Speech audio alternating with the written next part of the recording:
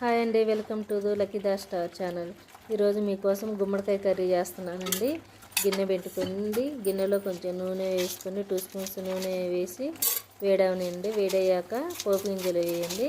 పోపు గింజలు కొంచెం వేగనివ్వండి.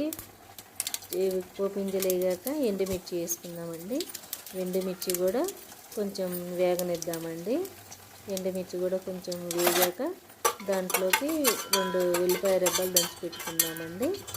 ఎండుమిర్చి వేసుకున్నాం కదా, అవి కొంచెం వేగనేయండి. ఇప్పుడు ఉల్లిపాయ రెబ్బలు వేసుకున్నాము.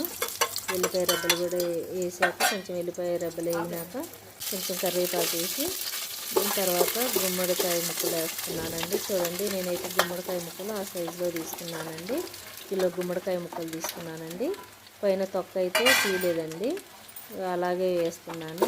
అది వేసి అలా కలబెడుతున్నానండి. అలా కలబెట్టాక కొంచెం దాంట్లోకి కావాల్సినంత ఉప్పు వేసుకుందాము.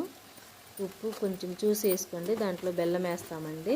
కిలో గుమ్మడికాయకి నేనైతే 1/4 కిలో బెల్లం వేసానండి. తర్వాత వేస్తాను బెల్లము. ఇప్పుడైతే కొంచెం కారం వేసుకుందామండి. కారం ఎక్కువ పట్టదండి, కొంచెం వేసుకుందామండి. కారం కొంచెం వేసాక కొంచెం పసుపు వేసుకుందామండి. చిక్కుడు పసుపు వేసిన తర్వాత మళ్ళీ గుమ్మడికాయ ముక్కలన్నీ కలిపెడదామండి. కలిపాక కొంచెం మంచిగా కిందది పైకి వచ్చేటట్టు అట్లా కుదిర్చానండి. నేను గరిటెతోటి కలబెట్టని కుదరకపోతే అలా కలబెట్టిన తర్వాత కొంచెం సేపు మూత పెట్టి మగ్గిద్దామండి. మగ్గించిన తర్వాత అది కొంచెం బెల్లం వేస్తున్నానండి. చూడండి, నేను ఏందో చెప్పాను కదండి, 1/4 కిలో బెల్లం తీసుకున్నానని. అలా బెల్లం వేసి అలా తిప్పేసి కొంచెం మళ్ళా మూత పెట్టి స్లోలోనే మగ్గిద్దామండి. అదిగోండి, చూడండి, బెల్లం కూడా మగ్గిందండి, వాటర్ పైకి తేలింది. అదిగోండి, గుమ్మడికాయ కర్రీ ప్రిపేర్ అయిందండి.